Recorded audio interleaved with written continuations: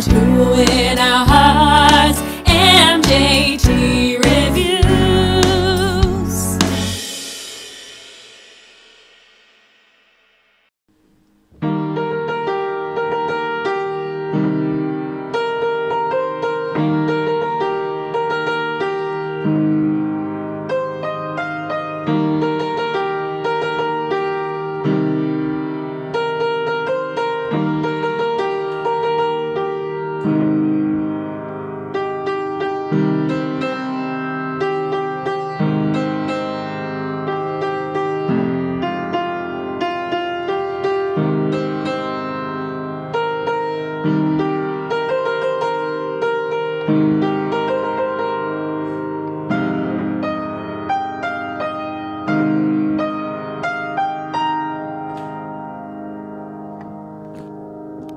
So you know this one pretty well with Greece. Well, now.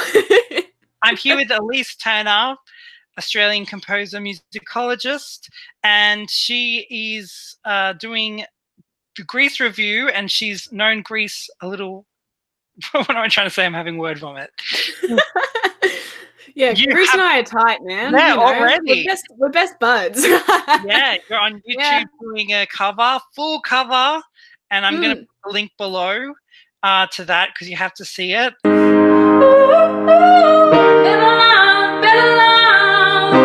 And she's become, let's face it, viral. All of Greece is talking about her. Yeah, viral with my... Give me a sec. We'll see how many views. Let's refresh this. It doesn't like refreshing. It's going slowly. Yeah, viral with my 276 views as of recording. That's not like heaps. It's a lot, but it's not like viral, I don't think. But yeah, I woke up and I checked and it doubled, and I was like, oh, I'm glad. So it's doing really well. Yeah. So Better Love. Yeah. Know what you think of Better Love?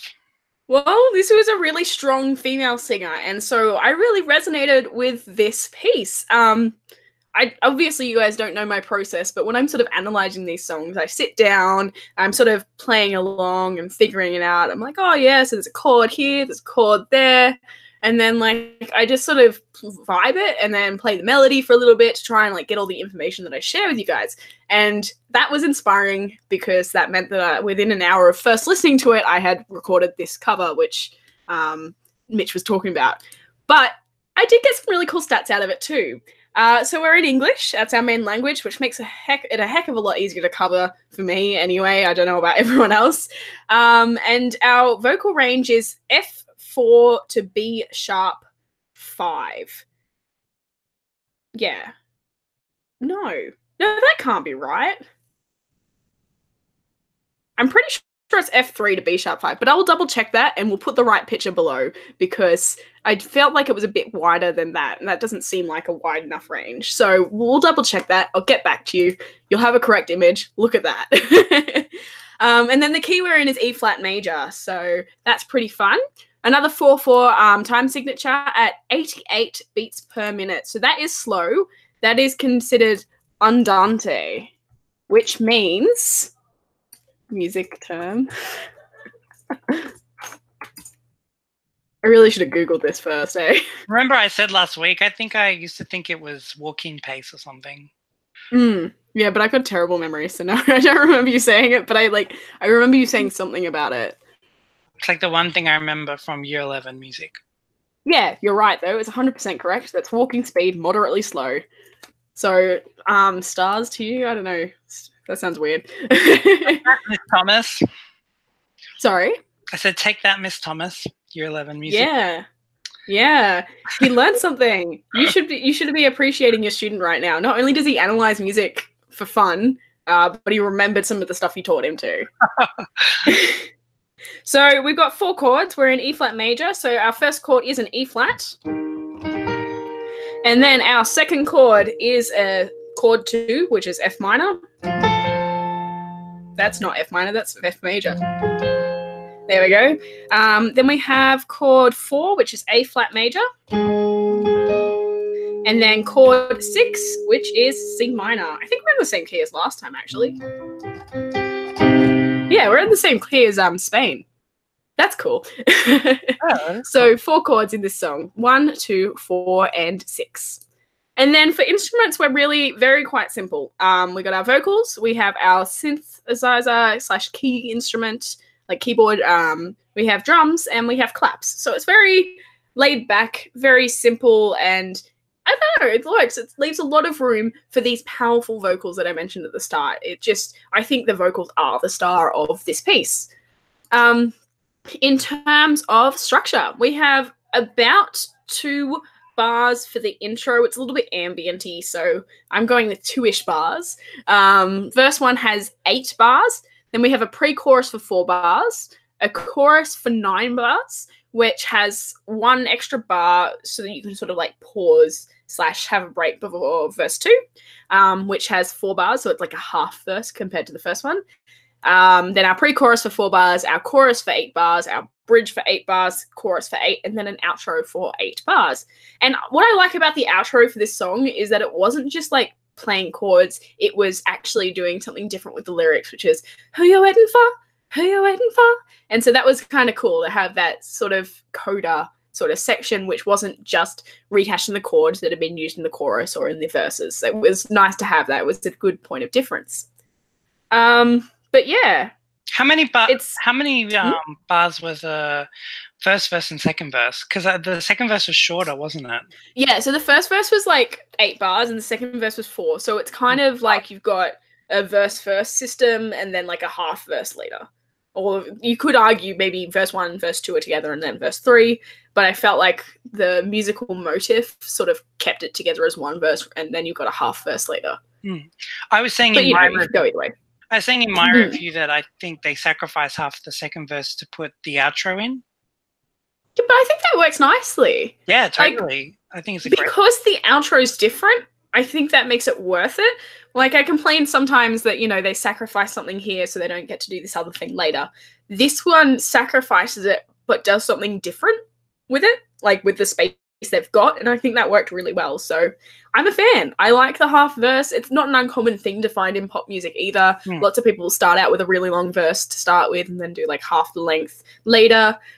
So I think, you know, it's a tried and true method and it works really well here as well because they're actually using what they've got at their disposal to the best of their ability. So I quite liked that. Yeah. Let's see, what were my notes? I wrote, it's essentially a really cool sort of wall of synth sounds that she's built up. So it's like a really minimalistic instrument system, but she's got lots of synthy sounds laid over each other, which makes it big without being too big to distract from the vocals. So I thought that was really cool. Yeah. That's my musical side, I think. Yeah. I think she had to work really hard in this song vocally. Yeah, it wasn't a small range and there was a lot of like lower stuff at the start and then towards the end you're just all up in the higher register. And that takes a lot as a singer to actually achieve that. I probably normally wouldn't attempt this song, but I didn't look at the range before I started covering it because it was just so wide. If I looked at the range, I would have given up much quicker. What did you think of her head voice? Her head voice was... So sometimes you can get head voices which are like really soft and like meek, I guess might be the way to describe that. But she kept the power throughout. It wasn't like a it was like a sort of vibe, if that makes sense.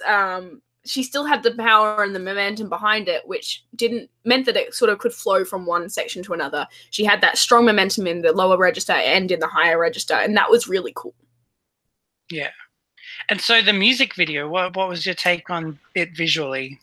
It was very pink, and I got a few circus vibes. Like, I don't know if I'm right. I could be wrong, but that was my thoughts. It was a bit curious. It was a bit odd. And I wasn't quite sure if it was more of like a gimmicky video so that she could sing in different, like, you know, different positions. Because sometimes videos do that. They're just like, yeah, we'll put her into some weird situations and see what happens. We'll see how it goes. Like, maybe that was the purpose, but I just thought it was a bit weird. She looked a bit like... Have you seen Don't Trust the Bitch in Apartment 23? she looked like the main character, Kristen Ritter, like the actor. Yeah. That was like, especially when she had like the veil on and she was sort of like looking at the camera doing this and the curly hair. I'm like, yeah, that red lipstick, that curly, like dark curls, you look like her. She definitely has the same shade of black hair for sure. Yeah, yeah. And like she had like, I don't know, there was something like about the eyes and the mouth and the hair together. Like it wasn't the same, but it was really similar.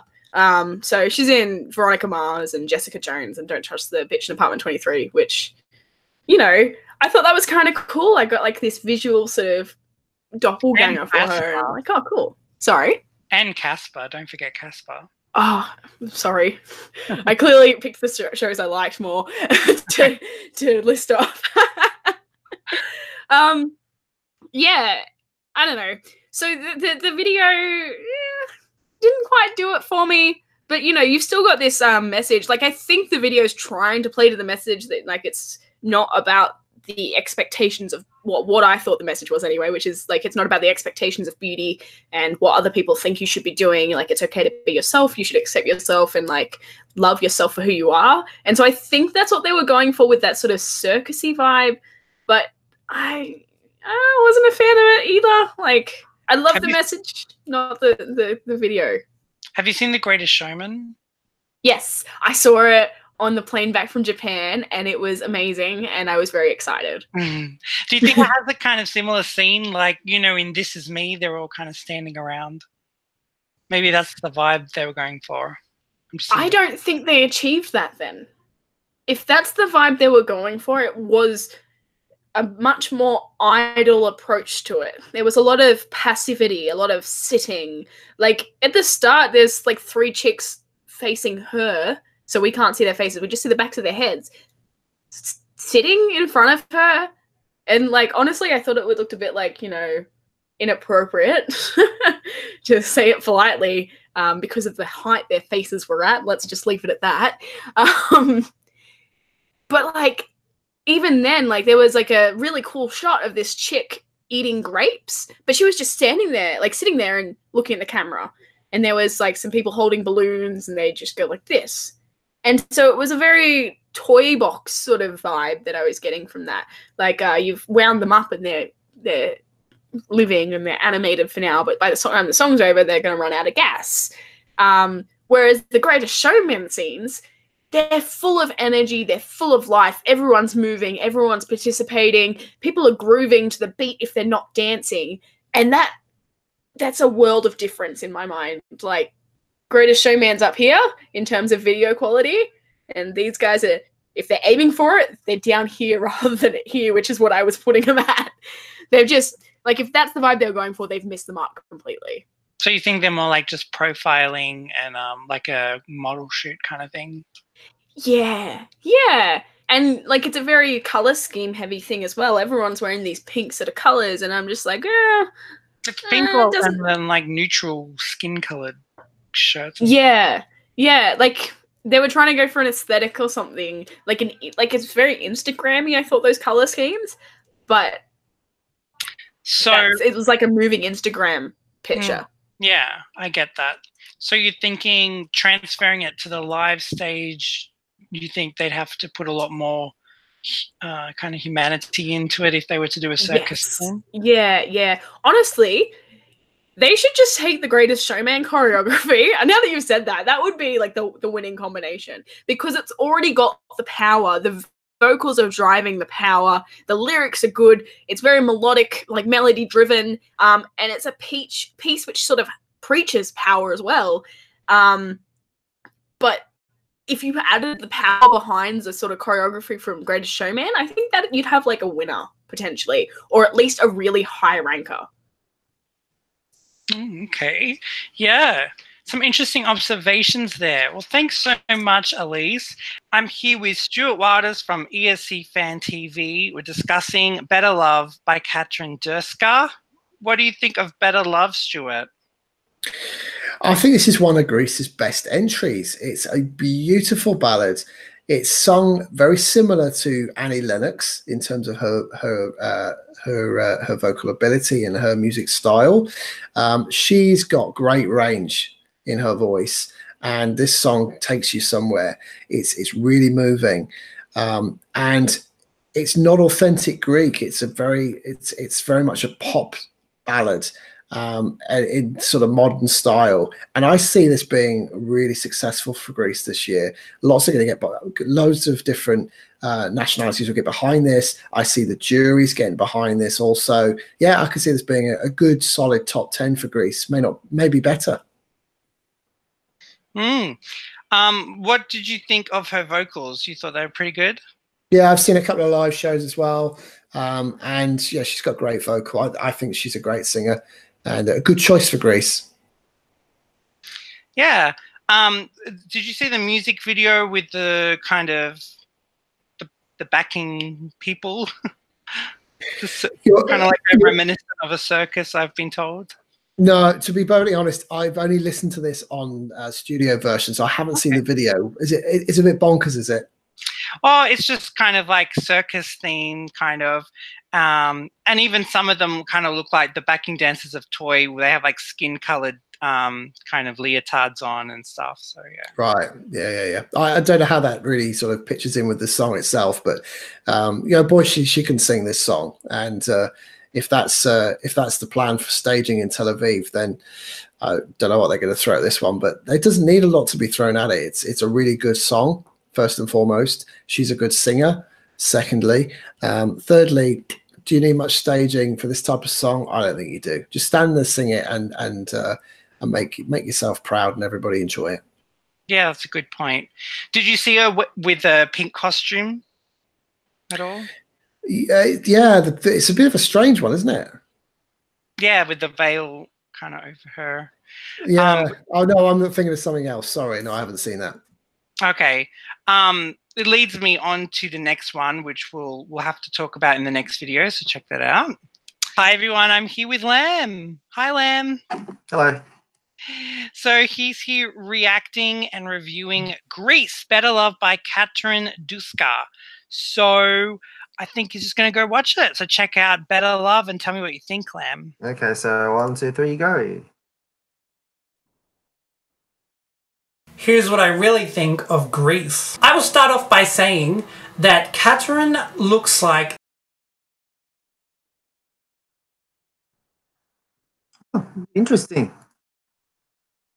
Yeah, interesting song. Yeah, it sounds very nice. I love the way, they gradually increase the intensity and the tempo of the song. So yeah, it starts quite slowly, but as it goes towards the end, we can really feel it's pretty intense. But I think they did very well. She had an impressive vocals, but I don't really understand the meaning of the video. I mean, Better Life, but I couldn't really understand what was happening with all the ladies and all the stuff they're doing. Yeah, but overall, I think it's a very nice song, and yeah, she looks like a diva in the video, and I think she can look like a fabulous diva on the actual stage. And so you thought that the music video kind of was out of place, did you? No, I don't think it's really out of place, but I think there's a special way of understanding it, but I couldn't understand it now. I'll try to think about it later, but at this stage I'm not really into it. So you liked her vocal range, did you? Yeah. It was very, very impressive. When she sings high notes, it's very impressive. Yeah, that's good. So what did you think of the music video? Like, did you think that what all the other people were? Do you know what they were, or you thought they were just random there? No, I don't think it's random. I think it happens, for a reason. You think there's some kind of symbolism, but you're just trying to work. Yeah. I'm trying to figure it out. But I'm sure people in the comments will help you. Yeah, sure, that could be great. So yeah, I'll look forward to see more comments. Great. Oh, excellent. So, if you had this song again, like on your Spotify, would you be like, oh, that's a good song, or you'd fast forward, or what would you do? No, I'll listen to that because it attracts me, right from the start. And it kind of like it draws the your curiosity. So yeah, the more you listen to it, the more you're into it. So yeah, she reminds me of Pink. Pink, pink. Yeah. She's wearing pink. No, not because of the power, but yeah, I know they're gonna say that, but it's not because of Do you think because Pink does like the what's it called, the trapeze and stuff like that? You think you saw like the circus people, you kind of matched her with that, or you think vocally? yeah, vocally. Oh, okay. Yeah, I mean, it's not that obvious, but I mean, I think they have they have similar style in their songs. Yeah, totally. Yeah. I'm thinking of certain songs that I think match Pink. I didn't put that comparison together, so yeah, that's pretty cool. Yeah. All right then. Well, thanks so much, Lamb. Thanks to all the jury members. Remember to like, comment, subscribe, see all the future videos, and until next time, bonsoir Europe. Goodbye. Bye. Who will make the cut? Who